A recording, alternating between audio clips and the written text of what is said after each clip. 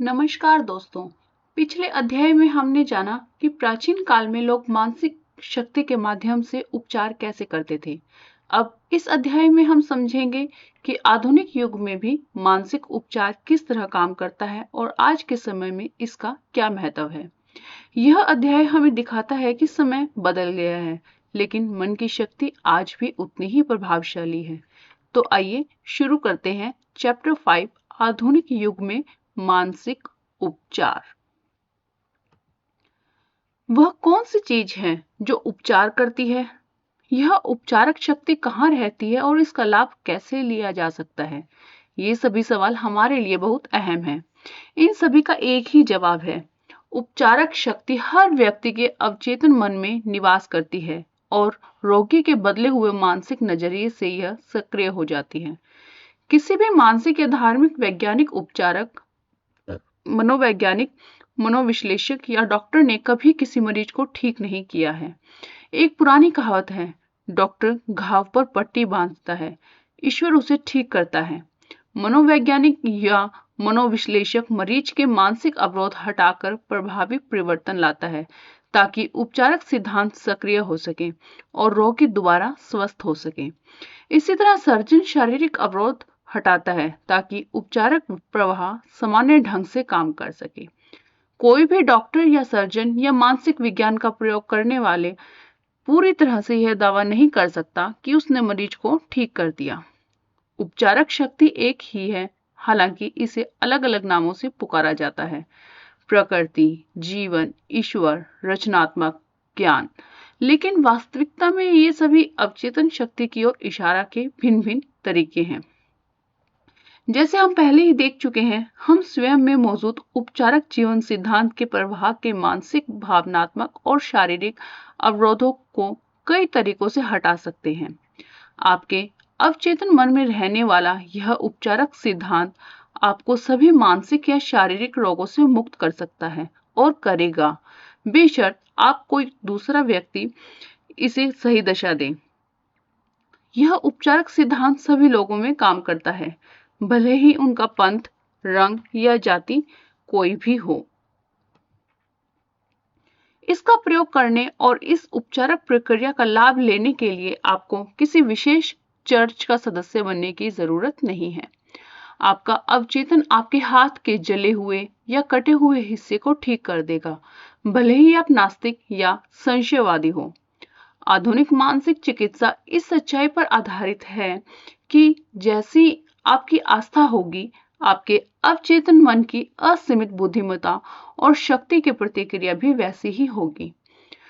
मानसिक विज्ञान का प्रयोग करने वाले या पादरी बाइबल के आदेश का पालन करते थे, यानी वे अपने कमरे में जाकर दरवाजा बंद कर लेते हैं, जिसका मतलब है कि वे अपने मस्तिष्क को स्थिर कर लेते हैं, शिथिल कर लेते हैं और असीमित उपचारक शक्ति के बारे में सोचने लगते हैं। अपने भीतर मौजूद वे अपने मस्तिष्क का द्वार सभी भारी व्यवधानों तथा वस्तुओं के लिए बंद कर लेते हैं। फिर वे अपना आग्रह या इच्छा अपने अवचेतन मन को इस विश्वास के साथ बताते हैं कि उनके मस्तिष्क का ज्ञान उन्हें सही जवाब देगा। जानने की सबसे अद्भुत बात यह है, इच्छित परिणाम की कल्पना करें और इसकी वास्तविकता को महसूस करें।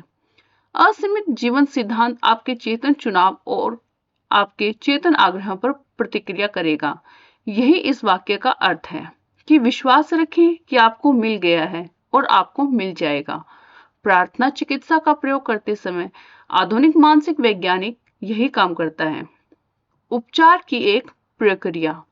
दुनिया की हर चीज में सिर्फ एक ही शाश्वत उपचारक सिद्धांत काम कर रहा है, चाहे वह बिल्ली, कुत्ता, पेड़, घास, हवा, धरती हो, क्योंकि हर चीज सजीव है। यह जीवन सिद्धांत प्राणी, वनस्पति और खनिज साम्राज्यों में सहज बोध और विकास के नियम के रूप में काम करता है। चूंकि मनुष्य इस सिद्धांत के बारे में चेतन रूप से जागरूक होता है, इसलिए हम खुद को अनगिनत तरीकों से लाभ पहुंचाने के लिए इसका सचेतन प्रयोग कर सकते हैं। इस शाश्वत सिद्धांत का प्रयोग करने के कई भिन्न तरीके, तकनीकें और विधियां हैं, लेकिन उपचार की सिर्फ एक ही प्रक्रिया है, वह है आस्था, क्योंकि आपकी आस्था के अनुरूप ही आपको परिणाम मिलेगा। विश्वास का नियम। दुनिया के सभी धर्म विश्वास के रूप हैं और ये विश्वास कई तरीकों से स्पष्ट किए जाते हैं। जीवन का नियम विश्वास है। अपने जीवन और ब्रह्मांड के बारे में आपके विश्वास क्या है? जैसा आपको विश्वास होगा वैसा ही आपको मिलेगा। विश्वास आपके मस्तिष्क का एक विचार है, जिस कारण अवचेतन की शक्ति आत्म सोच के अनुसार जीवन के सभी क्षेत्रों में उतरती है। आपको एहसास करना चाहिए कि जब बाइबल आस्था का जिक्र करती है तो यह किसी अनुष्ठान समारोह, संस्था या फॉर्मूले के विश्वास के बारे में नहीं बोल रही। यह तो स्वयं विश्वास के बारे में बोल रही है। आपके मस्तिष्क का विश्वास आपके मस्तिष्क का विचार है। अगर आप विश्वास कर सकें तो उसके लिए हर चीज संभव है जो विश्वास करता है। किसी ऐसी चीज में विश्वास करना मूर्खता है जो चोट या नुकसान पहुंचाए। याद रखें, जिस चीज में आप विश्वास करते हैं वह आपको नुकसान या चोट नहीं पहुंचाती। यह तो आपके मस्तिष्क का विचार या विश्वास है जो परिणाम उत्पन्न करता है। आपके सभी अनुभव, सभी कार्य तथा जीवन की सभी घटनाएं व परिस्थितियां आपके ही विचार की प्रतिक्रियाएं और प्रतिबिंब है। प्रार्थना चिकित्सा चेतन और अवचेतन मन का संयुक्त कार्य है जिसे वैज्ञानिक तरीके से निर्देशित किया जाता है। प्रेयर थेरेपी, प्रार्थना चिकित्सा, मस्तिष्क के चेतन और अवचेतन स्तरों का क्रमबद्ध, सामंजस्यपूर्ण और बुद्धिमत्ता कार्य है जिसे किसी निश्चित उद्देश्य के लिए विशेष रूप से निर्देशित किया जाता है। वैज्ञानिक प्रार्थना या प्रार्थना चिकित्सा के लिए आपको पता होना चाहिए कि आप क्या कर रहे हैं और क्यों कर रहे हैं। आप उपचार के नियम में विश्वास करते हैं। प्रार्थना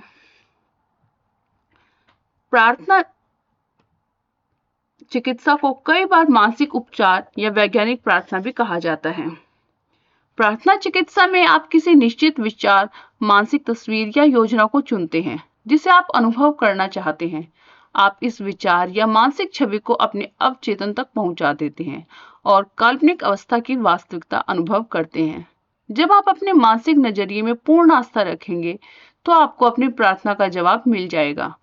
प्रार्थना चिकित्सा किसी विशिष्ट उद्देश्य के लिए मानसिक कर्म है। मान लें आप प्रार्थना चिकित्सा से किसी समस्या के उपचार का फैसला करते हैं। आप जानते हैं कि आपकी समस्या या बीमारी, चाहे वह जो भी हो, आपके अवचेतन मन में रहने वाले भ्रांत नकारात्मक विचारों के कारण उत्पन्न हुई है। आपको एहसास है कि अगर आप अपने मस्तिष्क से इन विचारों की सफाई कर दें तो आप ठीक हो जाएंगे।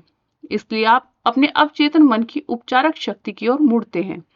आप खुद को इसकी असीमित शक्ति और बुद्धिमत्ता याद दिलाते हैं। आप खुद को यह भी याद दिलाते हैं कि यह हर बीमारी का उपचार करने में सक्षम है। जब आप इन सच्चाइयों पर लगातार सोचते हैं तो आपका डर धीरे धीरे कम हो जाता है। इन सच्चाइयों की याद गलत विश्वासों से जूझती है और अंततः उन्हें परास्त कर देती है। आप उस उपचार के लिए धन्यवाद देते हैं जो आप जानते हैं कि अवश्य होगा। फिर आप अपने मस्तिष्क को उस समस्या से तब तक दूर रखते हैं जब तक कि कुछ समय बाद आपके मन में दोबारा प्रार्थना की इच्छा प्रबलता से महसूस नहीं होती। प्रार्थना करते समय आप नकारात्मक स्थितियों को जरा सी भी शक्ति नहीं देते हैं या पल भर के लिए भी यह नहीं सोचते कि उपचार नहीं होगा।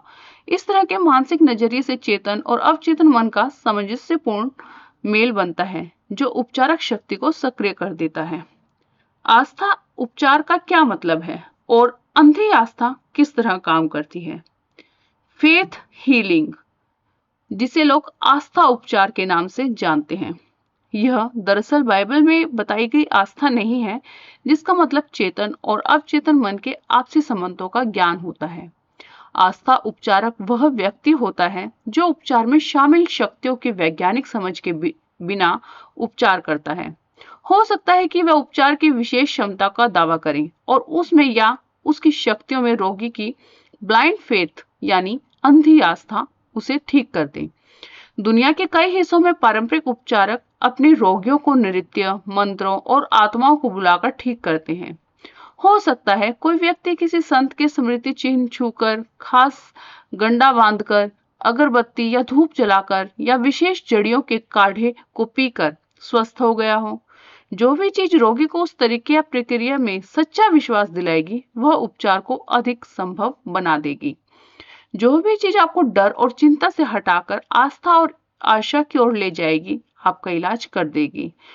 कई लोग दावा करते हैं कि चूंकि उनके सिद्धांत परिणाम देते हैं इसलिए वे सही और सच हैं। जैसा हम पहले देख चुके हैं, यह सच नहीं हो सकता। अंधी आस्था किस तरह काम करती है? इसके लिए स्विस उपचारक फ्रांस एंटन मेस्मर के बारे में सोचें, जिनका जिक्र हम पहले भी कर चुके हैं। 1776 में उन्होंने अपने मरीजों के शरीर से चुंबक छूकर इलाज करने का दावा किया था। बाद में उन्होंने चुंबक छोड़कर मरीज से कुछ दूरी पर अपने हाथ घुमाकर इलाज किया। यह तरीका भी कारगर हुआ। इस नई तकनीक की सफलता को समझाने के लिए मेस्मर ने प्राणी चुंबकत्व का सिद्धांत दिया। उनका मानना था कि यह द्रव वैसे तो पूरे ब्रह्मांड में फैला हुआ है, लेकिन इंसान के शरीर में सबसे सक्रिय है। उनका दावा था कि यह चुंबकीय द्रव उनके हाथों से बीमार शरीर की ओर संप्रेषित होता है और प्राणी चुंबकत्व यह स्थानांतरण उनका उपचार कर देता है। इसके बाद हजारों लाखों लोग उनके पास आने लगे और कई अद्भुत उपचारों का दावा किया गया। मेस्मर पेरिस आ गई। वहां की सरकार ने उनके इलाजों की जांच के लिए एक आयोग गठित किया। इस आयोग में प्रख्यात चिकित्सक या एकेडमी ऑफ साइंस के सदस्य थे, जिनमें बेंजामिन फ्रैंकलिन भी शामिल थे। सघन जांच पड़ताल के बाद आयोग ने स्वीकार किया कि मेस्मर ने बीमारों को सचमुच ठीक किया था। हालांकि यह भी कहा गया था कि उनके चुंबकीय द्रव सिद्धांत को सही साबित करने वाला एक भी प्रमाण नहीं है। यह अनुमान लगाया गया कि इलाज मरीजों की कल्पना की वजह से हुआ था। इसके ठीक बाद मेस्मर को निर्वासित कर दिया गया। 1815 में उनकी मृत्यु हो गई। इसके कुछ समय बाद इंग्लैंड में मैनचेस्टर के डॉक्टर जेम्स ब्रैड ने यह साबित करने का बीड़ा उठाया कि चुंबकीय द्रव का डॉक्टर मेस्मर के उपचारों से कोई लेना देना नहीं था। डॉक्टर ब्रैड ने बताया कि रोगी को सुझाव देकर सम्मोहित तंद्रा या निद्रा में भेजा जा सकता था। रोगियों ने सम्मोहित तंद्रा में रहते समय भी कई अद्भुत परिणाम उत्पन्न करने में सफल हुए, जिनका श्रेय मेस्मर ने प्राणी चुंबकत्व को दे दिया था। आप देख सकते हैं कि ये सभी उपचार निस्संदेह रोगियों की सक्रिय कल्पना और अवचेतन मन को दिए गए स्वास्थ्य के सशक्त सुझावों द्वारा संभव हुए थे। इसे अंधी आस्था कहना अनुचित नहीं होगा, क्योंकि न तो मरीज न ही उपचारक को यह समझते कि उपचार हुआ कैसे। कल्पनावादी आस्था और इसका अर्थ किसी व्यक्ति का कल्पनावादी यानी सब्जेक्टिव अवचेतन मन उसके चेतन या यथार्थवादी यानी ऑब्जेक्टिव मन के नियंत्रण के अधीन रहता है। यह दूसरों के सुझावों के प्रति भी अति संवेदनशील होता है। इसका मतलब यह है कि जो भी आपका यथार्थवादी विश्वास है, अगर आप इसमें सक्रियता या निष्क्रियता से आस्था रखेंगे तो आपका अवचेतन मन इस सुझाव द्वारा नियंत्रित होगा और आपकी इच्छा पूरी हो जाएगी। मानसिक उपचारों के लिए विशुद्ध कल्पनावादी आस्था की जरूरत होती है। इसे हासिल करने का तरीका यथार्थवादी या चेतन मन के सक्रिय विरोध का अंत करना है। जाहिर है, शरीर के प्रभावी उपचार के लिए सबसे अच्छा तो यह रहेगा कि चेतन और अवचेतन दोनों ही मन आस्था को पूरी तरह स्वीकार करने की अवस्था में है। फिलहाल यह हमेशा जरूरी नहीं होता।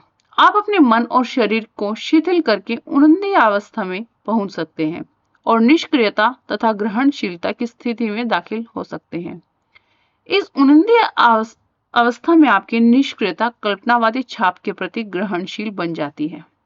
एक व्यक्ति ने मुझसे एक बार पूछा, ऐसे कैसे हो गया कि उस पादरी ने मुझे ठीक कर दिया? जब उसने मुझे बताया कि रोग जैसी कोई चीज नहीं होती है और इसका कोई अस्तित्व ही नहीं होता, तो मैंने उसके एक भी शब्द पर यकीन नहीं किया। मुझे लगा वह मेरी बुद्धि का अपमान कर रहा है, लेकिन इसके बावजूद मैं ठीक हो गया। ऐसे कैसे हुआ? जैसा मैंने इस व्यक्ति को बताया, इसका स्पष्टीकरण आसान है। वह पादरी के शांतिदायक शब्दों से शांत हो गया। फिर पादरी ने उसे कुछ समय के लिए पूर्णतः निष्क्रिय अवस्था में जाने, कुछ न बोलने या सोचने की सलाह दी। पादरी भी निष्क्रिय बन गए। उन्होंने आधे घंटे तक शांति से, धीरे धीरे या दृढ़ता से लगातार कहा कि इस व्यक्ति को संपूर्ण स्वास्थ्य, शांति, सद्भाव और पूर्णता मिल जाए। आधे घंटे बाद उस व्यक्ति को असीम राहत महसूस हुई और वह दोबारा स्वस्थ हो गया। यह देखना आसान है कि उपचार के समय निष्क्रियता के कारण उसकी कल्पनावादी आस्था प्रकट हो गई थी और पादरी द्वारा दिए गए संपूर्ण स्वास्थ्य के सुझाव उसके अवचेतन मन तक पहुंच गए थे। दोनों कल्पनावादी मन तालमेल में थे। अगर इस व्यक्ति ने उपचारक की शक्ति और उसके सिद्धांत के सही होने के बारे में अपनी शंकाओं को उस वक्त उभरने दिया होता, तो यह विरोधी आत्म सुझाव के बारे में काम करता। उस स्थिति में पादरी के सुझाव बहुत कम असर दिखाते और बिल्कुल असफल हो जाते। फिलहाल उनंदी निष्क्रिय अवस्था में चेतन मन का विरोध न्यूनतम हो गया था। रोगी का अवचेतन मन पादरी के सुझावों के प्रति ग्रहणशील था। इसने उन सुझावों के अनुरूप कार्य किया और उपचार हो गया। अनुपस्थित उपचार का अर्थ।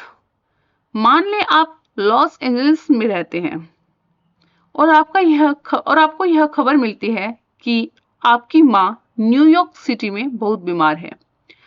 आपकी पहली इच्छा तो यह होती है कि आप घर परिवार और नौकरी छोड़कर उनके पास जाओ, लेकिन अगर यह संभव ना हो तो क्या आप अपने माँ के ठीक होने की प्रक्रिया में अपनी आस्था की शक्ति का प्रयोग नहीं कर पाएंगे? ऐसा नहीं है। भले ही आप शारीरिक रूप से मौजूद ना हो, लेकिन आपकी प्रार्थनाएं उन तक अवश्य पहुंच सकती हैं। परमपिता सबके भीतर रहते हैं। रचनात्मक मस्तिष्क एक ही है। मस्तिष्क का रचनात्मक नियम आपको लाभ पहुंचाता है। आपको तो बस मन में स्वास्थ्य और सामंजस्य का आंतरिक एहसास भरना है। इसकी प्रतिक्रिया स्वतः होती है। आपके अवचेतन मन का यह आंतरिक एहसास आपकी माँ के अवचेतन मन पर काम करता है। सेहत, स्फूर्ति और पूर्णता के आपके विचार एक ही शाश्वत कल्पनावादी मन में काम करते हैं। वे जीवन के कल्पनावादी पहलू के नियम को गतिमान कर देते हैं, जो उनके शरीर में उपचार के रूप में प्रकट होते हैं। मस्तिष्क सिद्धांत में समय या स्थान का कोई महत्व नहीं होता। वही मस्तिष्क आपकी मां और आप में काम करता है, चाहे आप कहीं भी रहें। वास्तव में कोई भी अनुपस्थित उपचार नहीं होता जो उपस्थित उपचार का विरोधी हो, क्योंकि शाश्वत मस्तिष्क हर जगह है। आप विचार भेजने या पकड़ने की कोशिश नहीं करते हैं।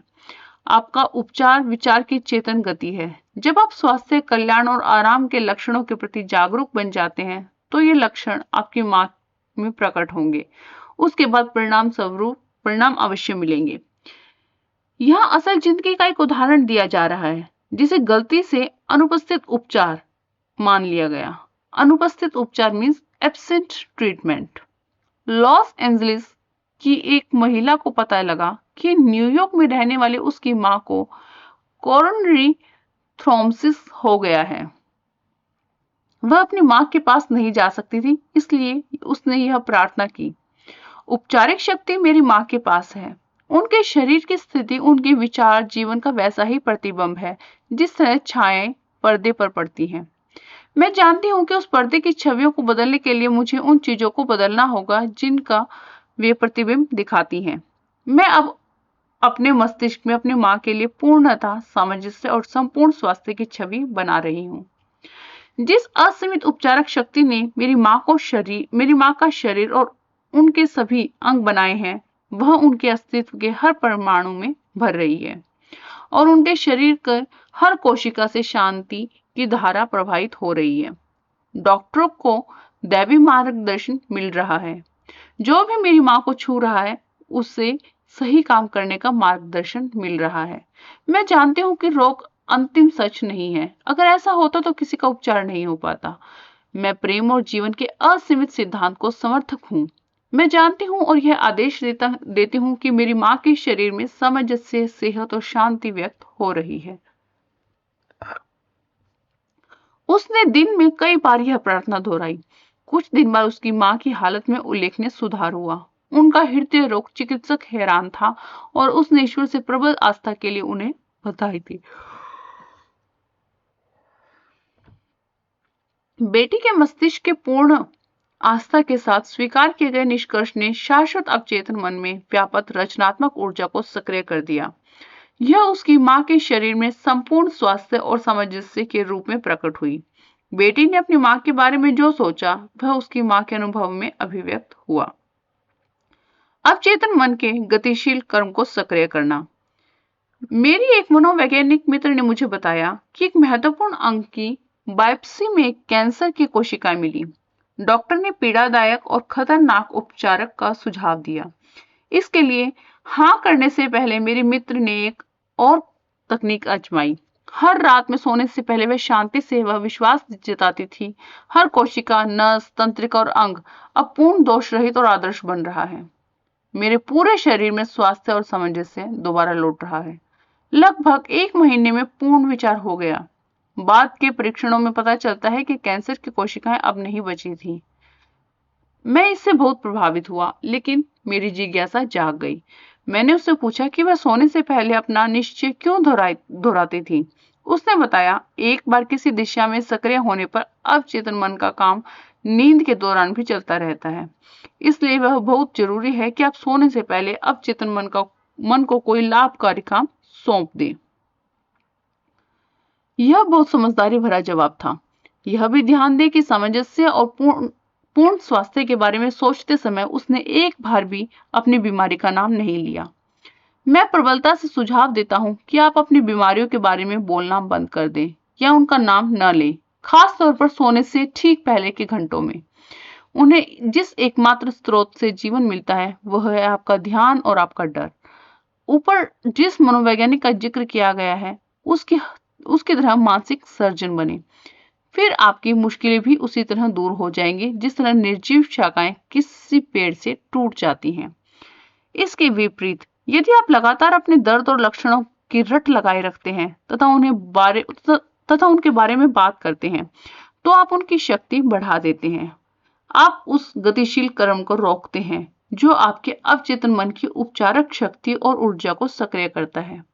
यही नहीं, आपके ही मस्तिष्क के नियम द्वारा ये कल्पनाएं आकर लेने लगती हैं। वही चीज हो गई जिसका मुझे डर था। अपने मस्तिष्क में जीवन की महान सच्चाइयां भरें और प्रेम की रोशनी की ओर बढ़ें।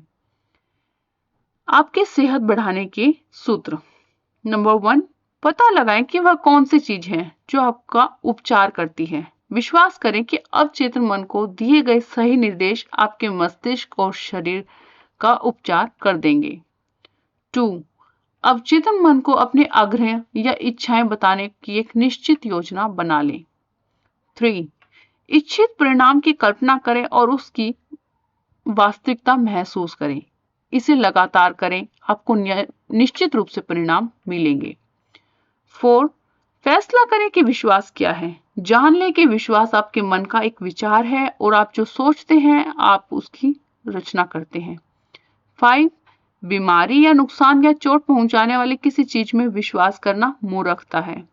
संपूर्ण स्वास्थ्य, समृद्धि, शांति, दौलत और दैवी मार्गदर्शन में विश्वास करें। आप जिन महान और उदात्त विचारों के बारे में आत्मन सोचते हैं वे महान कर्म बन जाते हैं। 7, अपने जीवन में प्रार्थना उपचार की शक्ति लागू करें। निश्चित योजना, विचार या मानसिक तस्वीर चुन लें। उस विचार के साथ मानसिक या भावनात्मक तालमेल बिठाएं। जब आप अपने मानसिक नजरिए के प्रति आस्थान रहेंगे तो आपकी प्रार्थना का जवाब मिल जाएगा। हमेशा याद रखें, अगर आप सचमुच उपचार की शक्ति पाना चाहते हैं तो आप इसे आस्था के जरिए पा सकते हैं, जिसका मतलब है अपने चेतन और अवचेतन मन की कार्यविधि का ज्ञान। आस्था समझ से आती है। अंधी आस्था का मतलब है कि उपचारक शक्तियों की वैज्ञानिक समझ के बिना भी सफल उपचार हो सकता है। अपने बीमार परिजनों के लिए प्रार्थना करना सीखें। अपने मन को शांत कर लें। सेहत, स्फूर्ति और पूर्णता के आपके विचार शाश्वत कल्पनावादी मस्तिष्क के माध्यम से आपके प्रियजन के मस्तिष्क में महसूस किए जाएंगे और प्रकट होंगे। तो दोस्तों, इस अध्याय में हमें यह समझ में आता है कि मानसिक उपचार आज के समय में भी उतना ही प्रभावी है जितना पहले था। अगर हम अपने विचारों और विश्वासों को सही दिशा दें तो हम अपने जीवन और स्वास्थ्य दोनों को बेहतर बना सकते हैं। अगले अध्याय में हम सीखेंगे कि इस शक्ति को अपने जीवन में कैसे लागू करें। अगर आपको ये ऑडियो पसंद आ रहा है तो वीडियो को लाइक करें, चैनल को सब्सक्राइब करें और बेल आइकन जरूर दबाएं। मैं आपसे मिलूंगी अगले अध्याय में। धन्यवाद।